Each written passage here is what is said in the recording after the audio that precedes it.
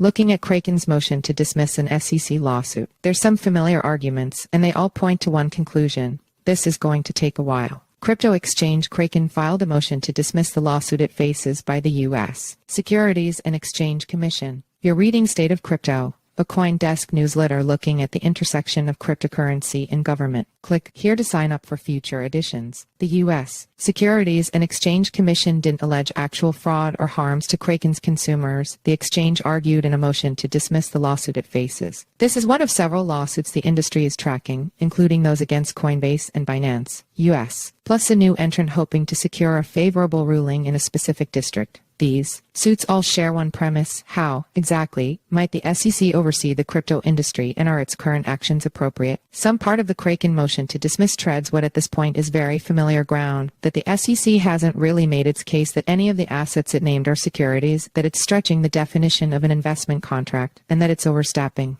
its boundary. Other parts are a little more unique. Kraken referenced the SEC's arguments that the exchange actively marketed the digital assets it named, but didn't delve too deeply into that. And the exchange said the SEC hadn't alleged any direct consumer harm, but didn't explicitly address the SEC's commingling allegations. Still, Kraken employed similar arguments to the ones made by Coinbase and Binance, U.S., in their own motions to dismiss. We haven't gotten many definitive rulings on this argument, and we won't for a while. But one thing is clear: there's a very good chance that the Supreme Court of the United States might end up involved at some point. The Coinbase case is in the Southern District of New York, Binance, U.S. is in the District of Washington, and Kraken is in the Northern District of California. Another company, going by the name Legit Exchange, just filed suit against the SEC in the Northern District of Texas. The chances of 4 different district judges in 4 different districts finding a consensus is a bit slim.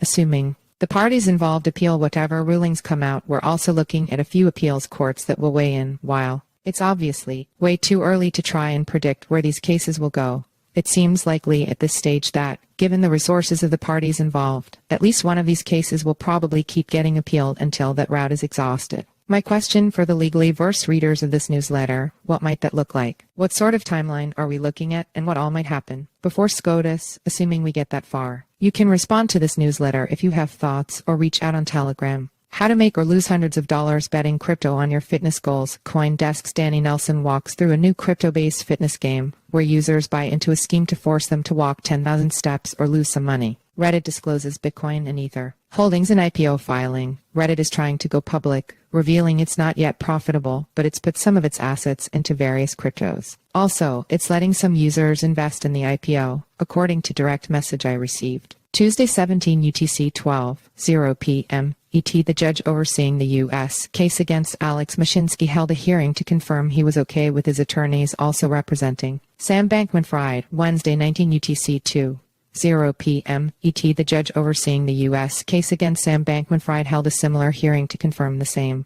Bankman-Fried confirmed his trial lawyers would no longer be representing him. Friday 14:30 UTC 10:30 a.m. ET. The Financial Stability Oversight Council met in a closed session. 19 UTC 11:0 a.m. PT. The judge overseeing the U.S. case against Binance signed off on the proposed plea note. The same judge is overseeing the U.S. case against former Binance CEO Changpeng Zhao, but that sentencing hearing was rescheduled for April. Ars Technica Canadian court has ruled that Air Canada must abide by a refund policy its AI chatbot made up. Air Canada has taken down the chatbot. Reddit. One interesting detail about the proliferation of in-flight Wi-Fi is passengers can now post photos of the holes in their aircraft's wings and ask questions about them, as someone on United Flight 354 did earlier this week. The aircraft, a 29-year-old Boeing 757, safely diverted to Denver. Bloomberg. A new lawsuit alleges Lambda Research received a line of credit worth billions of dollars from Deltec Bank, which it then used to support the growth of Tether.